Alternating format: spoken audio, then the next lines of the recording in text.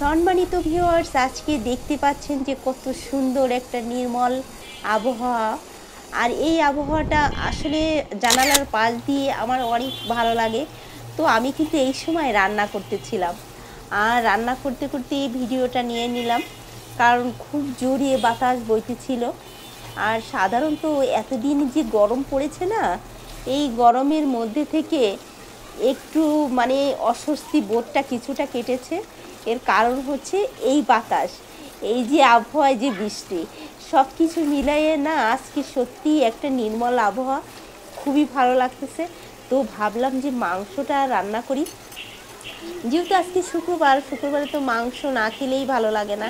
বিশেষ করে বাচ্চারা তো সবসময় ওরা চায় যেন ওদের মাংস মাংস আর মাংস। তো আমরাও তো আসলে আমার অতটা মাংস পছন্দ হয় না, বিশেষ করে মাছটা একটু বেশি ভালো লাগে। তো ভিউয়ার্স, আজকে কিন্তু ভালো করে রান্না করতেছি, কিন্তু আপনাদের পুরোপুরি ভিডিওটা আমি দেখালাম না। এই হালকা হালকা করে দেখাচ্ছি, কষানো থেকে শুরু করে ঝোল দেওয়া। আর মাংসটা একটু ঝোল দিব, এই যে তেল বের হয়ে গেছে। এখন একটু হালকা পানি দিব, একটু ঝোল ঝোল করবো। ঝোল ঝোল করলে কিন্তু খেতে আসলে ভালো লাগে। আমি এর ভিতর মশলা দিয়েছি, ঘি দিয়েছি, তারপরে গুঁড়া মশলা দিয়েছি, যা যা বাটা মশলা সব কিছু দিয়েছি। এই যে দেখো, ঝোল দিয়ে দিয়েছি।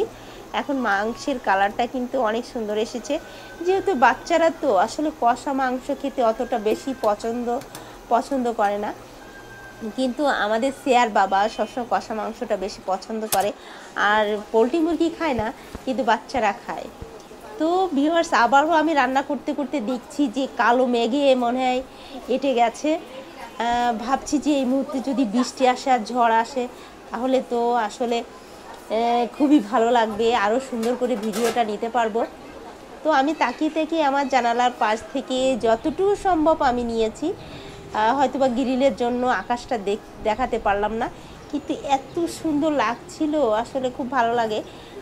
আমাদের ঢাকাতে অত সুন্দর লাগে না, কিন্তু গ্রামের দৃশ্যটা আরও বেশি অপূর্ব মনে হয় আমার কাছে।